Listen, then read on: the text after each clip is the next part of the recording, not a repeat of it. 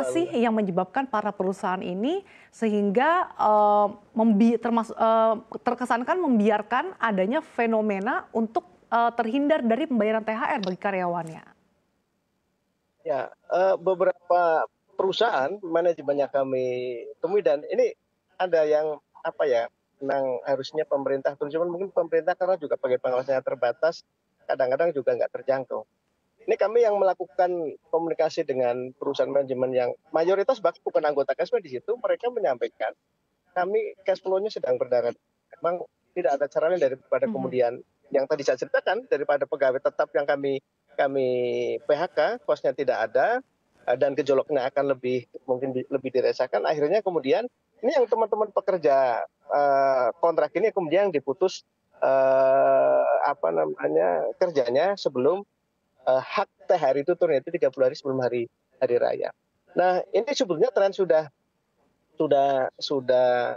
cukup cukup lama, tapi sekarang itu memang tadi disampaikan Pak Retma, memang PHK terjadi melakukan PHK terjadi sebelum sebelum lebaran itu memang ada juga sih yang kemudian kalau dia PHK lakukan pas pas bulan puasa, itu pasti akan ada kos tambahannya, itu harus memberikan THR. Tapi kalau kemudian PHK itu dilakukan sebelum sebelum bulan Ramadan, maka, eee, paling tidak ada efisiensi kos THR yang bisa dia tidak berikan. Tapi memang, motifnya beda sekarang betul, agak sudah bergeser. Kalau sekarang memang karena situasi situasi apa namanya, produksi berkurang, order bahkan ada yang sama sekali, di apa, perusahaan itu dia tidak terima order, dia, berinovasi bikin order, bikin produksi sendiri, dia coba jual.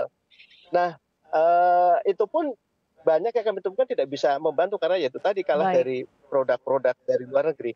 Nah, sebentar Mbak, sebentar.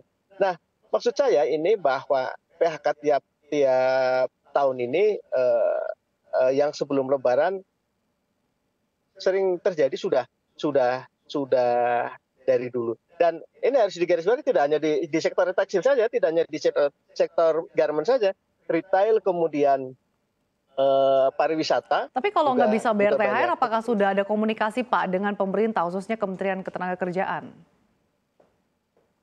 Banyak yang tidak melakukan komunikasi itu, Mbak, banyak.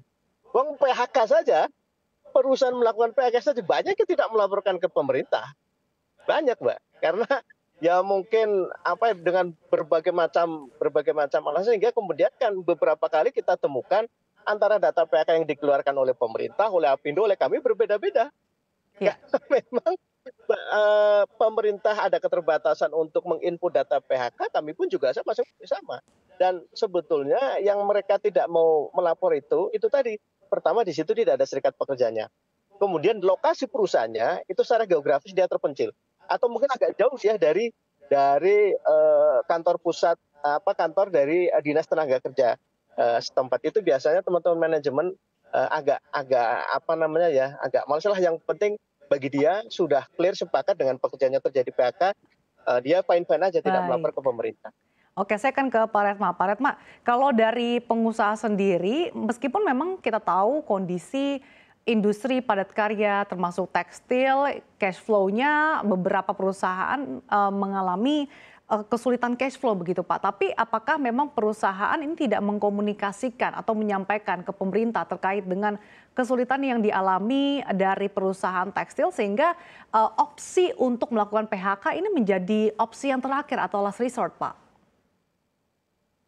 Ya, kita kan terus komunikasi ya dengan pemerintah ya dari mulai kuartal 2 tahun 2000 kuartal 3 tahun 2022 kita sudah sampaikan ke pemerintah. Selama 1 tahun penuh 2023 juga kita sudah sampaikan ke pemerintah sampai terakhir kemarin dan akhirnya pemerintah kan kemarin terakhir itu di 10 Maret kemarin itu mengeluarkan memberlakukan Permendag 36 tahun 2023 yang direvisi dengan Permendag 3 tahun 2024. Nah, itu jawaban pemerintah atas apa yang sudah kita sampaikan di 2023. Jadi mudah-mudahan ini kelihatannya sudah ada angin segar di mana dengan keluarnya Permendag ini. Makanya ini kita bertahan nih supaya Permendag ini di sektor tekstil tetap diberlakukan. Karena kalau ini dimundur-mundurkan lagi, karena kami melihat ada beberapa pihak terutama dari importir yang pengen ini dimundur-mundurkan, pengen diperingan lagi peraturan teknisnya gitu ya. Kalau ini diperingan lagi, dimundurkan lagi, ya industri tekstil nggak akan bisa bangkit gitu ya. Jadi masalah-masalah ini akan terus-terusan terjadi di industri tekstil. Itu yang pertama gitu. Jadi ini Permendak 36 adalah jawaban dari pemerintah setelah sepanjang tahun 2023 kita bicara diskusi dengan pemerintah. Yang kedua, sekarang di industri tekstil ini kondisinya antara pekerja dengan pengusaha dengan pihak perusahaan itu sudah lebih kompak sebetulnya. Lebih kompak dalam artian pengusaha dan pekerja pun sudah tahu kondisinya gitu ya, bahwa perusahaannya, teman-teman pekerja sudah tahu kondisinya bahwa perusahaannya sedang kesulitan cash flow, gitu, tidak kesulitan cash flow. Nah, mereka punya pilihan, ya nggak apa-apa, agak tersendat gitu ya, bahkan ada yang gajinya agak tersendat gitu ya. Tapi yang penting mereka tetap bekerja gitu ya, karena pabrik-pabrik sebelahnya udah banyak teman-temannya yang di PHK gitu. Jadi pabrik-pabrik yang sekarang jalan selalu nanya sama owner sama manajemen, kita nggak akan PHK kan gitu. Jadi mereka sudah sangat-sangat ketar-ketir gitu ya, supaya jangan sampai di PHK. Jadi daripada di-push untuk ngikutin peraturan gitu ya, ya lebih baik ada di antara mereka ada ada diskusi yang saling pengertian, karena kondisinya di antara pengusaha, di antara manajemen perusahaan dengan pekerja sudah tahu tahu gitu ya. Ini kalau kita ikutkan pemerintah di situ, itu justru akan lebih ribet. Maksudnya buat pengusaha dan pekerja akan masih ribet. Pengusaha akan Ribetnya dari segi apa, oleh Pak? pemerintah. Ya. Ribetnya ini maksudnya seperti apa, Pak Retma? Ya, ketika kita misalkan ada aturan yang tidak dijalankan, pasti kita kan kena sanksi oleh pemerintah.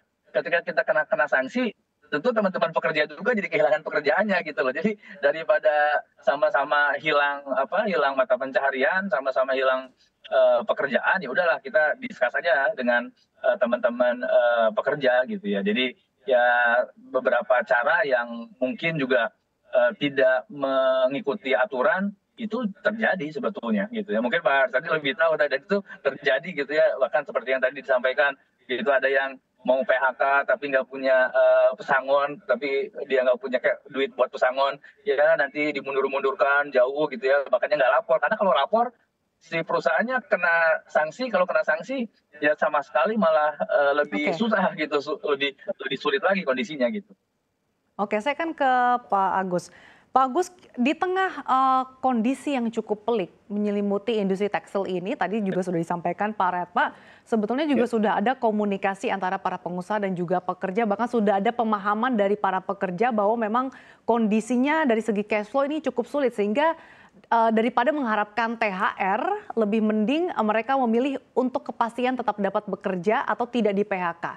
Nah, tapi apakah Anda melihat dengan aturan ini menyalahi dari ketenagakerjaan? Apalagi tadi juga disampaikan Pak Retma, kalau misalkan pekerja di PHK tentu saja ini harus akan diberikan pesangon. Sementara pengusaha juga belum mampu untuk membayar pesangon secara penuh, secara langsung. Baik. Kalau kita mengacu kepada regulasi, Mbak, bahwa THR itu adalah sebuah kewajiban yang harus dibayar, apalagi kalau itu dasarnya adalah pekerja formal yang punya PKWT atau PKWTT ya, persoalan seperti itu.